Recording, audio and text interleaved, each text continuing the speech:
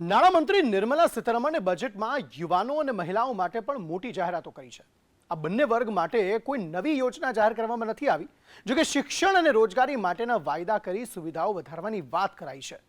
મોટી વાત એ છે કે એઆઈના વિકાસ માટે રકમ ફાળવવામાં આવી, તો સામે એવા ક્ષેત્રો પણ છે જેમની આશા અપેક્ષાઓ પર બજેટે પાણી ફેરવી દીધું છે। નાણામંત્રીએ બજેટ રજૂ કર્યું તે પહેલા પ્રધાનમંત્રીએ કહ્યું હતું કે બજેટ જ્ઞાનનું બજેટ હશે। અંગ્રેજીમાં મૂળાક્ષરો પ્રમાણે જ્ઞાન એટલે ગરીબ, યુવા, અન્નદાતા અને નારી શક્તિ। બજેટમાં આ શબ્દને સાકાર કરવાની કોશિશ કરવામાં આવી છે। યુવાનો માટે કરવામાં આવેલી જાહેરાતો પર નજર કરીએ તો એક્સેલન્સ ફોર આર્ટિફિશિયલ ઇન્ટેલિજન્સ માટે 500 કરોડની ફાળવણી કરવામાં આવી છે।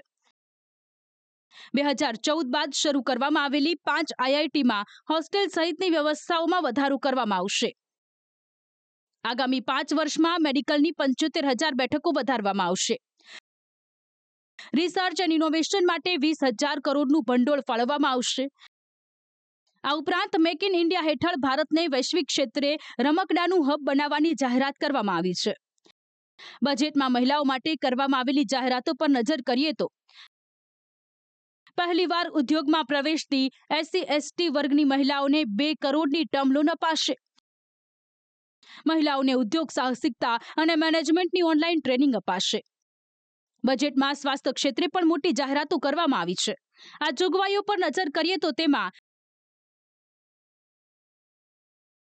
36 જીવન રક્ષક દવાઓ પરથી ટેક્સ સંપૂર્ણપણે દૂર કરાયો છે, જ્યારે 6 જીવન રક્ષક દવાઓ પરની કસ્ટમ ડ્યુટી ઘટાડીને 5% કરાઈ છે, જેને જોતા કેન્સરની દવાઓ સસ્તી થશે। આ ઉપરાંત મેડિકલ ટુરિઝમ અને સ્વાસ્થ્યની સુવિધાઓમાં વધારો કરવામાં આવશે। ઉંમરલાયક નાગરિકો માટે પણ એક મહત્વની જાહેરાત કરવામાં આવી છે, જે અનુસાર ટીડીએસની મર્યાદા 50,000થી વધારીને 1 લાખ કરવામાં આવી છે। જો કે કેટલીક બાબતો અને ક્ષેત્રો એવા પણ છે જેના માટે બજેટમાં કોઈ જાહેરાત કરવામાં નથી આવી। ડાયમંડ ઉદ્યોગ અને મેડિક્લેમ પ્રીમિયમમાં ઘટાડા અંગે કોઈ જાહેરાત નથી કરાઈ। તો ઈંધણને જીએસટીમાં સમાવવાની માંગનો પણ બજેટમાં જવાબ નથી અપાયો। બ્યુરો રિપોર્ટ, સંદેશ ન્યૂઝ।